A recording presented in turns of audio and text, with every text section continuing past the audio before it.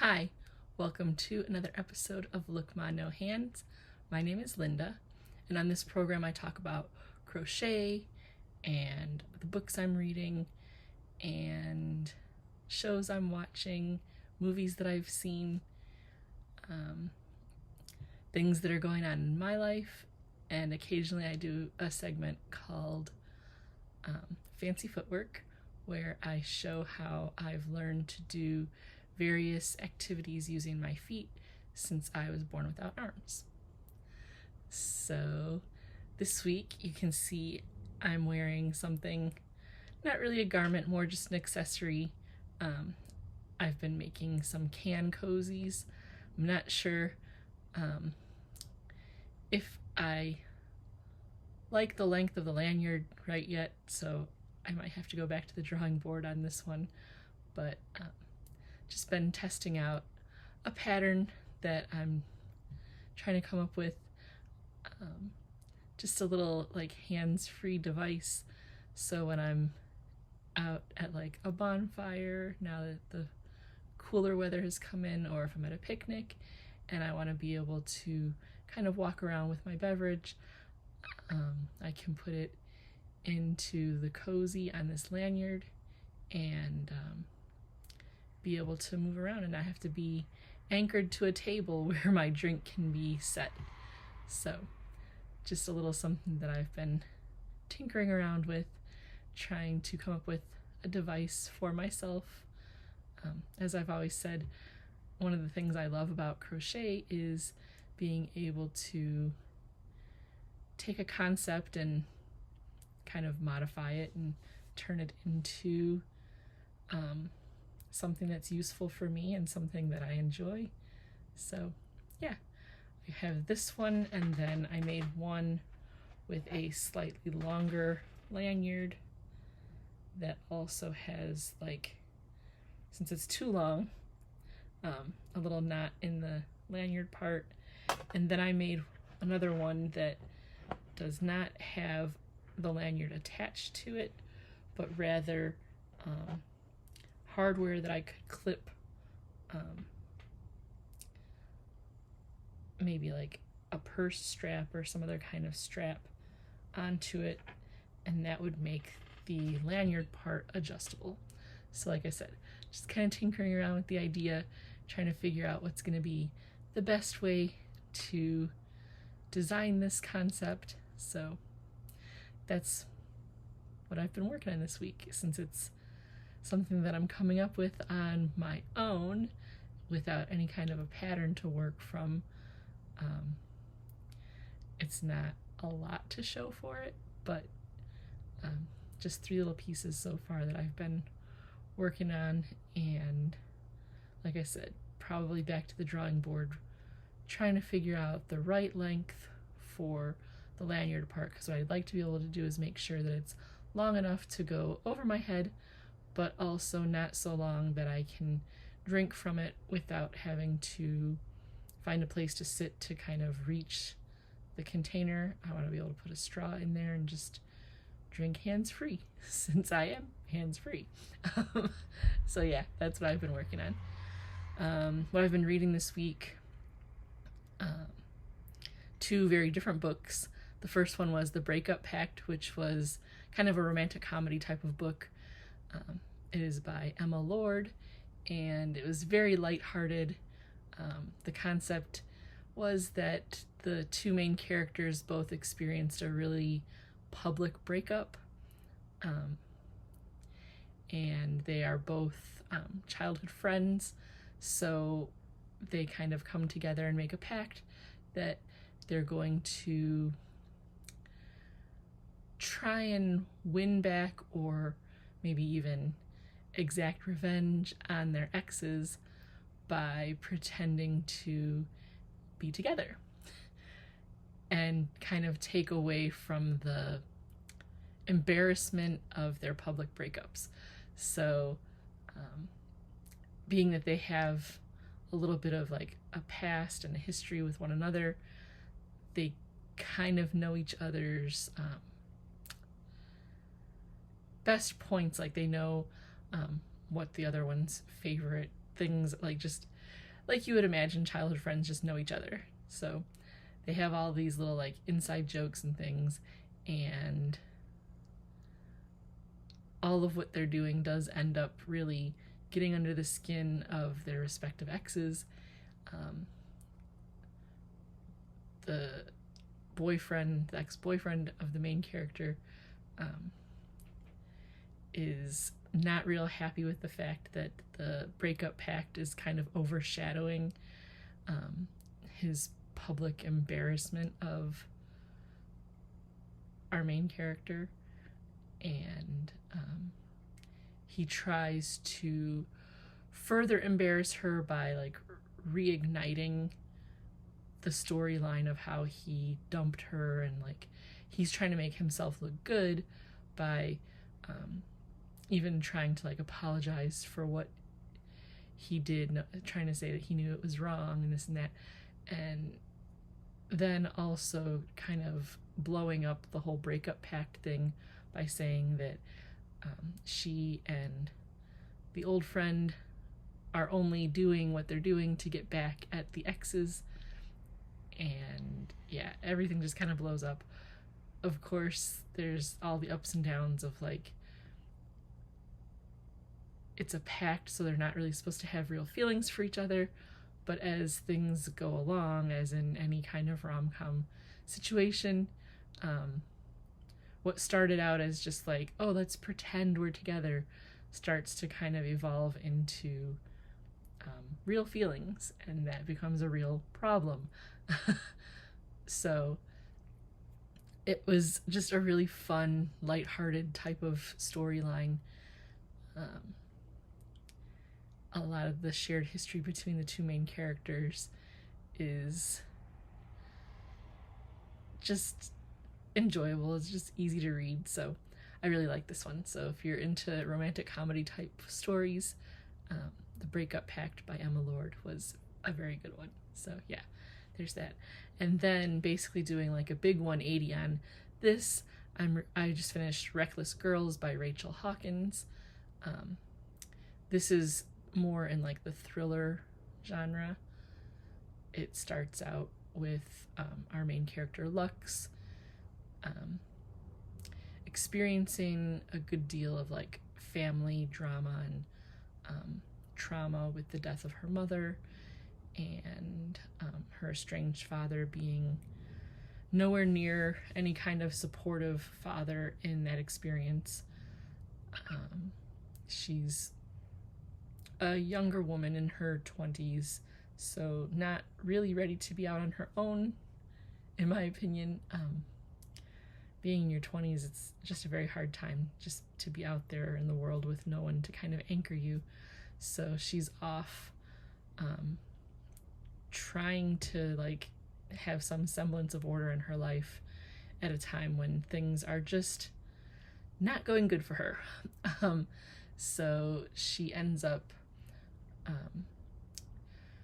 getting involved with a guy whose name is Nico, and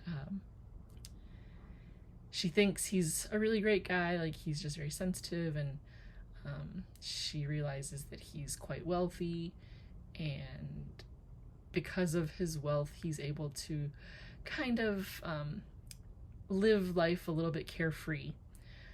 And of course that kind of makes her a little bit jealous because her life has been, you know, just one struggle after another, and it's just been really hard for her. But he kind of swoops in, and with his carefree lifestyle is planning to hop in his sailboat and travel from California to Hawaii to just, you know, live the good life. And he kind of offhandedly invites her to come with, and since she has nothing anchoring her to California, she packs up all of her things, packs up her life, and takes off to Hawaii. Things are not going well for her in Hawaii because she's not independently wealthy like he is, so she has to try to work, and all of the work she's doing is just like entry-level type of jobs, cleaning hotel rooms, and just nothing that's very fulfilling. So she's just very dissatisfied with life. Nico is commissioned to sail a couple of other young 20-somethings from Maui to kind of a deserted island situation. The girls are looking at the opportunity as like something really fun. They've done a little bit of research about this island and found out that it has like quite a sordid history of like just strange things happening on the island. People have reportedly been like marooned on the island and then end up like going into cannibalism because the island is so remote. And yeah, they think they're going to the island and they're going to be there all by themselves, the four of them, and when they get there, they are not alone. And at first, they're not really happy with the idea of having to share the island, but then the other couple that's on the island turns out to be, you know, pretty well stocked on their much fancier ship. They have wine and great provisions and things like that. So they feel like they kind of hit the jackpot with this couple, and things are not as jovial as they appear on the surface, and a lot of twists and turns happen in this novel that it's a good one. I really enjoyed this. It was a fast read. It's messy.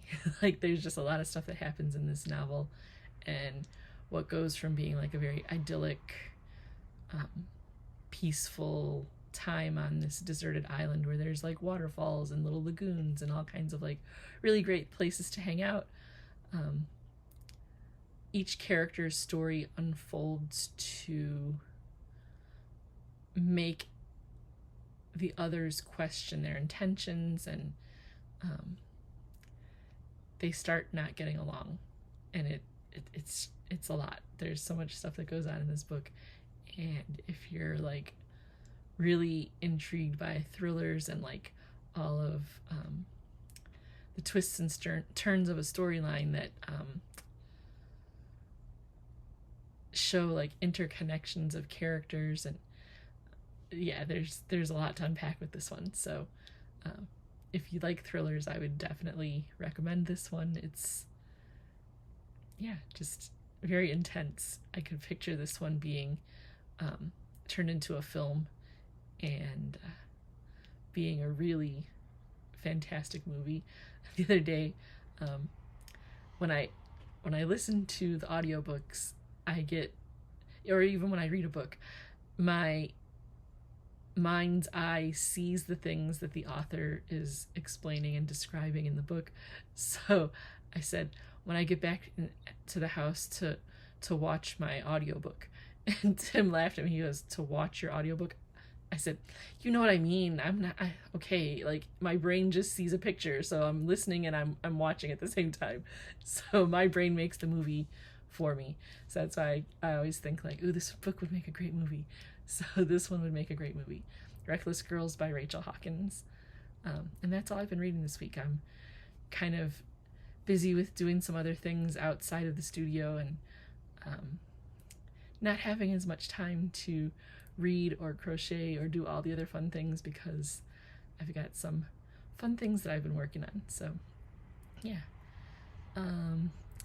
What we've been watching is much of the same as every week because, you know, gotta keep up with General Hospital, and it's getting juicier by the minute.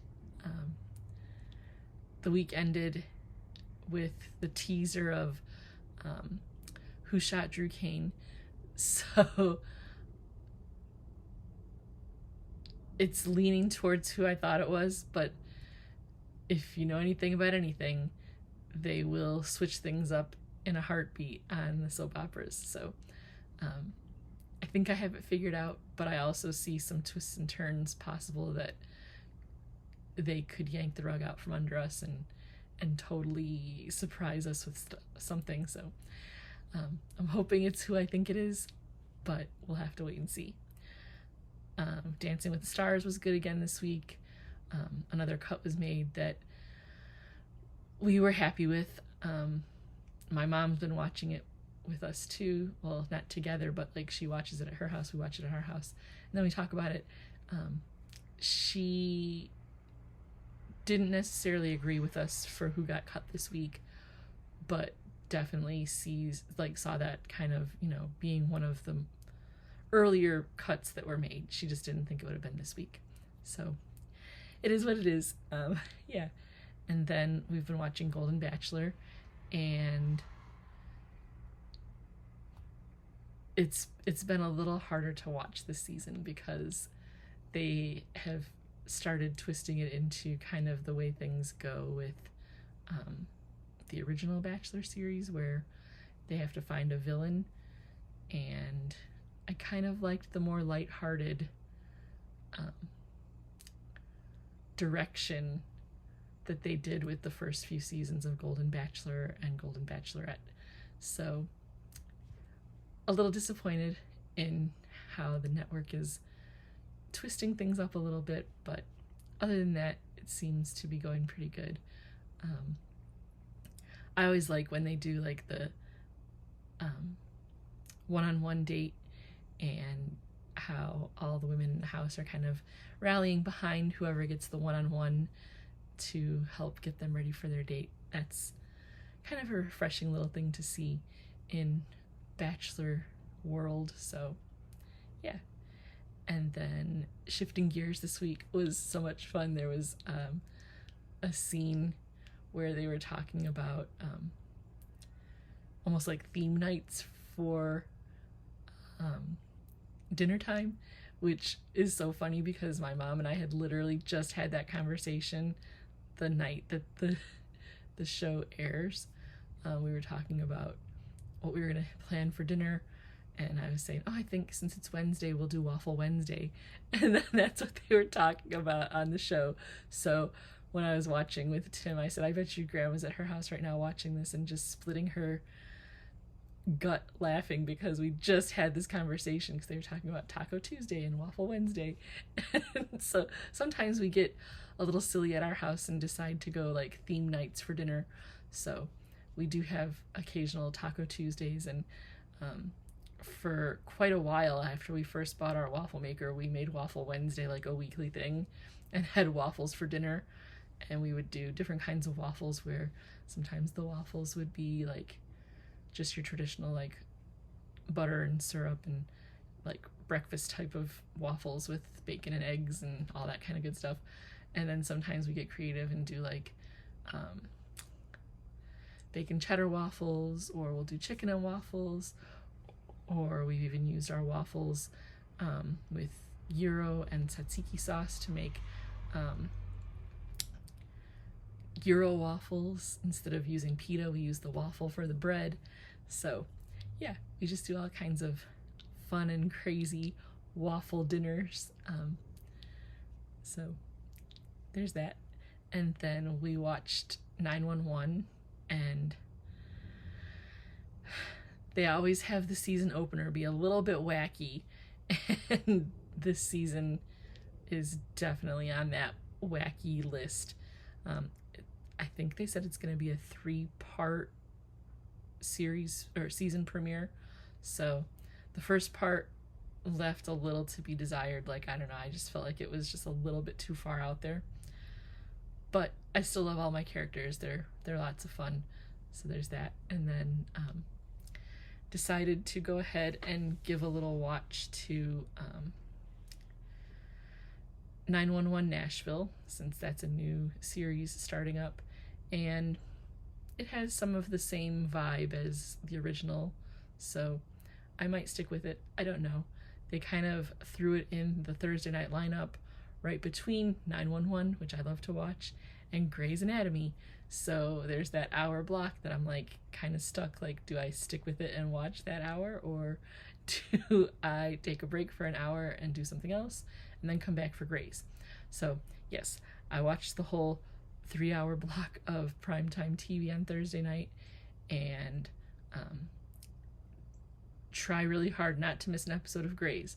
So watching Grey's Anatomy this week, and I can't remember what the explosion was at the end of last season. I remembered there being an explosion, but I don't remember what caused it. And wow, so many people caught up in that. And I was just hoping that they were not going to be taking out characters that I really like. I'm a huge fan of Link and Joe being together, so when they show Link being one of the characters that is kind of like in question as to like where his whereabouts are and like what's going on with him, they were killing me. I'm hoping that they don't cut him out of the lineup. I really like him. So, and I don't want to see Joe have to be like on her own taking care of her 3 kids, and yeah, just craziness. I was So Grey's Anatomy, let me know if you watch. And then of course we're still watching Who's the Boss, kind of getting through that series and getting pretty close to the end of it, so there's that. And then watching Halloween Baking Championship. I love the competition shows, especially like the ones where things are a little bit more like skill based, and the baking shows and things like that are definitely skill based. I really enjoy seeing how everybody just the different levels of like what they're good at baking, and what kinds of decorating skills they carry and things like that. So I really, really like watching the Halloween Baking Championship, just to see even like how they nail the theme of each challenge. That's just really interesting to me, so that was fun. And then I'm finally to the current season of The Summer I Turned Pretty, which, whew, a lot going on there. Haven't started season 3 yet, but just finished wrapping up watching season 2, and oh goodness, so much happened in season 2, and things went in a direction that I wasn't really expecting, so yeah. We'll see how things go through season 3, and then I'm excited that they announced information about there being a theatrical release and some kind of like movie adaptation of Summer I Turned Pretty, so I'm excited for that. Other than that, not really watching much. I have a few projects that I'm working on, like I said, outside of the studio, which I will kind of be giving you guys updates as things evolve on that.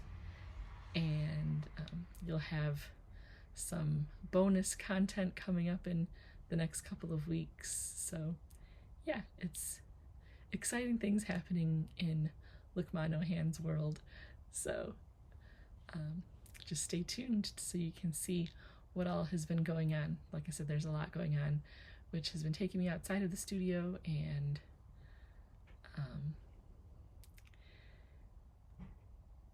I'm not even sure what exactly all the adventures are going to entail, but I know it's going to be fun things, fun stuff, and yeah, this is kind of a brief video here, a little bit shorter than I usually do, or maybe right around what I usually do. There was one week when I went well over an hour. So yeah, this week is a little mini episode. If this is your first time here, thanks for stopping by. Hopefully you enjoyed my brief little discussion of the books I'm reading and the can cozies that I'm trying to design for myself. If you're a returning viewer, I really appreciate the support. You coming back every week, watching the videos, getting caught up with me on all my adventures in crochet and everything else. If you enjoy the video, go ahead and give it a thumbs up, click that like button, and if you want to be kept in the loop as to what's going on, be sure to subscribe, and I will see you next week.